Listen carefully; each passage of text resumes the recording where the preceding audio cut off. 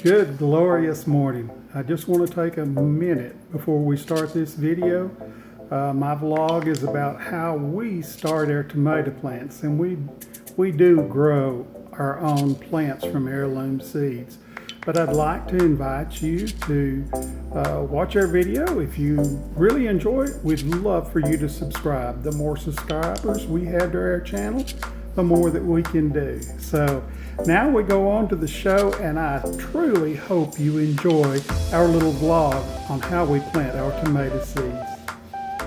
This morning I'm going to plant out a few pots. I'm going to sow them. Actually, I'm going to make use of some mushroom.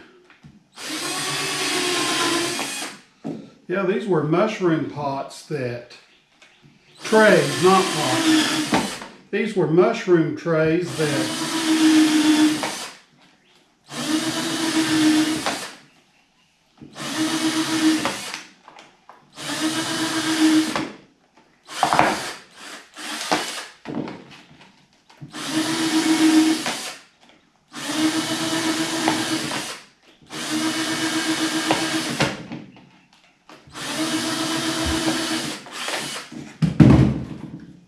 once I get the holes in the trays, I'm going to fill these mushroom trays full of potting soil, and I want to sow some more tomato seeds in these trays. I'll sow them real thick, but I intend to take and then separate the seedlings when they're small and put those in individual cups. Use the little block of wood. As you can see, there's a lot of holes drilled in it. Just wanted to make sure I had something that I wasn't drilling into the piece of plywood over these sawhorses that I use a lot for a work table. Now I'm going to take some of this homemade potting soil and put in my trays. Now my potting soil that I make myself, I use compost, but now I'm not a homesteader. I don't have access to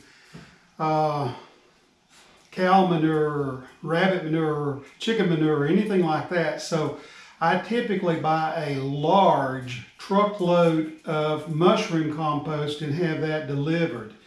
I let that compost set. Actually, I got some delivered, I guess was in October of last year. Actually may have been September. And it sat there all winter, so it's not real strong. It's had a lot of rain on it. Snow has set and melted. So I take and put that in my bucket. I also buy some lighter, it's humus and cow manure combined.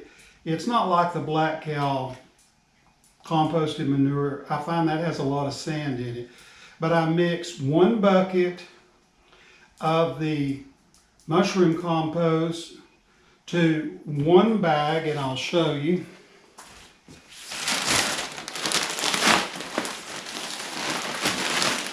Of the humus and manure, and then I put 3 large scoops of perlite. The perlite helps the water from being retained. It allows water, when I water it, to flow through so my plants are not rotting. All right, start by scooping up and filling my first bin here. I want to get it pressed down, but I want to leave room to put my seeds on top and then still have room to cover it just a little. And I don't need a lot of depth in this, because remember, I'm going to be pricking these out, as they say, separating the young seedlings and putting those in individual pots. We did this last year. I actually used some flower pots that I had saved, and I don't throw anything away when it pertains to plants. Under my deck, there's a storage area that's been built, and I probably have flower pots, actually not flower pots, pots that, 1-gallon pots that perennials and things over the years we bought. I'd say some of those are a good 10 to 15 years old. but I can still use them and do. If I'm moving something in the perennial garden, I tend to put it in a pot and put a little compost in there and store it till I'm ready to move it. If you're a gardener, you know. But if you have something in your yard and you're not happy with the way it's growing, maybe it's too much sun, maybe it's too much shade, you should always take and dig it up if it's not doing as well as you think, and try it somewhere else. A garden is something that should change. You shouldn't be afraid to move things from one spot to another. I know I definitely do that quite a lot. All right, I'll be right back with you when I have some seeds to go in these pots. Okay, before I put my seeds in, I'm going to soak my potting soil. I'm amazed that these little mushroom pots are fitting quite well in my trays. These are just what are referred to as 10-20 trays that you'd normally put your little seeding pot in. I simply want to get everything soaked real well, because once I get my my seeds in, I don't want to wash my seeds out. So I have it good and wet, and move a little of that perlite tends to come to the top, so I'll just re-situate that a little bit, and I'm ready to go with the seed. I'm going to start by putting some Sunrise Bumblebee cherry tomatoes. As I said in my post of what tomatoes that I definitely wanted to get planted, this was most definitely one of them. Make sure I got all my seeds out of there. Now, I'm just going to take my hands and lightly cover that, and then I'll water them in. Shouldn't take them very long to sprout. I'll actually put these on a heat mat.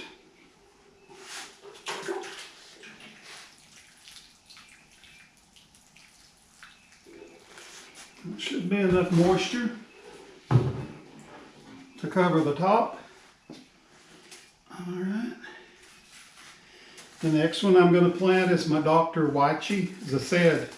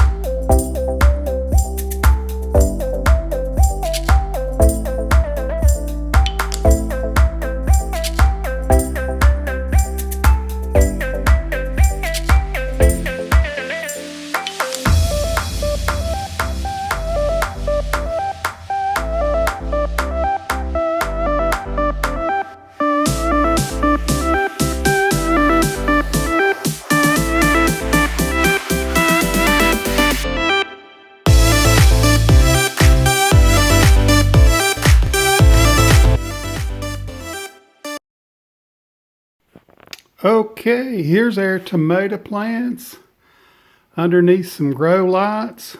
Once they come up, I will most definitely lift these up, and I use pieces of plywood under mine.